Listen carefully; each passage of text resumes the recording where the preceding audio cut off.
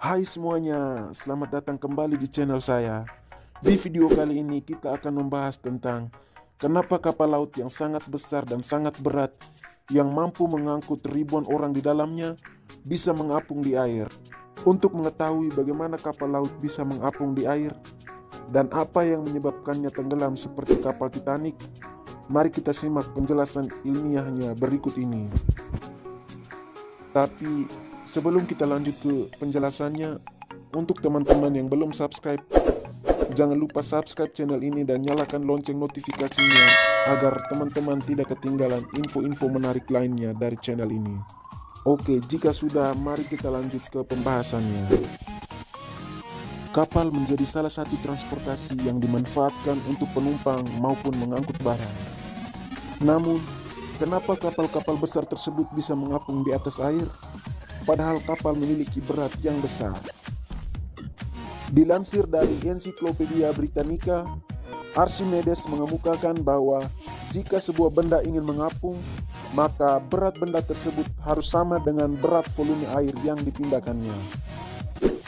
Prinsip yang ditemukan Archimedes ini dikenal sebagai prinsip daya apung.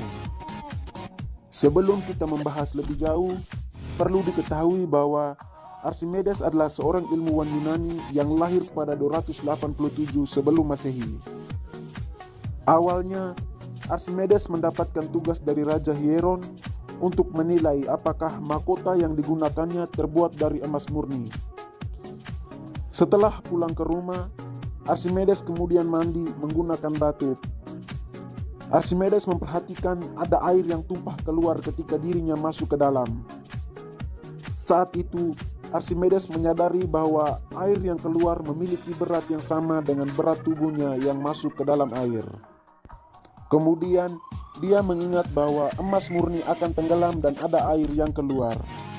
Sehingga Archimedes bisa mengetahui massa jenis dengan menghitung berat emas dibagi dengan volumenya. Archimedes kemudian membandingkan dengan massa jenis dari mahkota raja.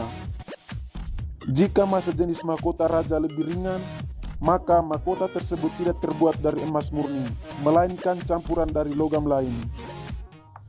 Hal tersebut yang akhirnya menjadi rumusan daya apung yang digunakan pada sistem kapal. Kapal dapat memiliki massa ratusan ribu ton, apalagi yang menggunakan baja. Baja jauh lebih padat daripada air, namun kapal baja tetap mengapung. Hal ini karena kapal yang besar memindahkan air yang jumlahnya besar juga. Kapal memiliki lambung yang tidak digunakan sebagai organ pencernaan seperti manusia, melainkan digunakan sebagai pemberi daya apung. Lambung kapal bisa berbentuk balok ataupun cekung dengan isi kosong yang memberi ruang udara untuk masuk, membuat massa jenis kapal menjadi lebih ringan dari air sehingga kapal bisa mengapung. Semakin berat kapal, maka akan semakin lebar lambung kapalnya. Hal ini dibuat agar bobot kapal tersebar luas di permukaan air dan memindahkan volume air sebanyak berat kapal tersebut. Lalu, pertanyaannya sekarang adalah kenapa kapal bisa tenggelam?